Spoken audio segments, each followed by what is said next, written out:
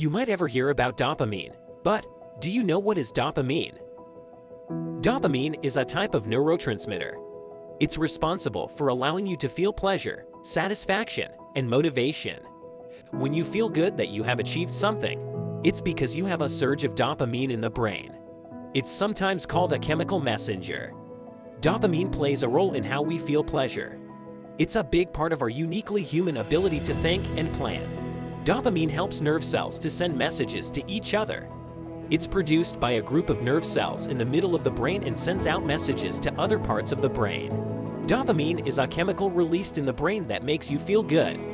Having the right amount of dopamine is important both for your body and your brain. The right amount of dopamine usually goes along with a pretty good mood. It's ideal for learning, planning, and productivity. Dopamine contributes to feelings of alertness, focus, motivation, happiness. A flood of dopamine can produce temporary feelings of euphoria. But now the question is, where is dopamine produced? Neurons in the region at the base of the brain produce dopamine in a two-step process. First, the amino acid tyrosine is converted into another amino acid called L-dopa.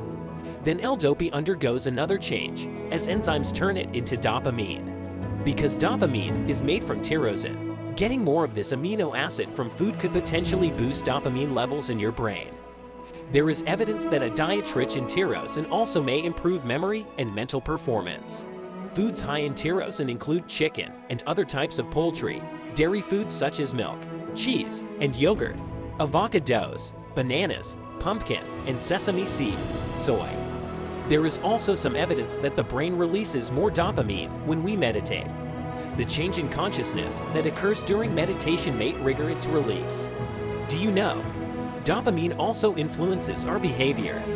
It's involved in reward, motivation, memory, attention, and even regulating body movements. It's hard to pinpoint a single cause of most mental health disorders and challenges, but they're often linked to too much or too little dopamine in different parts of the brain. So, what can happen if you have too much dopamine? Very high levels of dopamine can make you feel on top of the world, at least for a while. It can also put you into serious overdrive. In excess, it may be a contributing factor in mania, hallucinations, delusions. Decades ago, researchers believed that symptoms stemmed from a hyperactive dopamine system.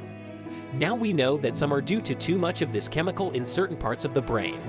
This includes hallucinations and delusions.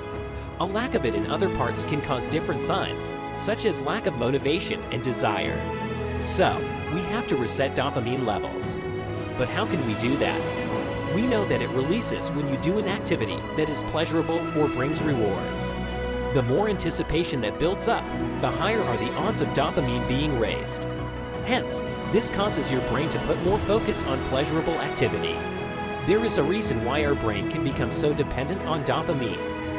Once it develops tolerance, it requires more and more dopamine, and normal tasks become difficult to complete.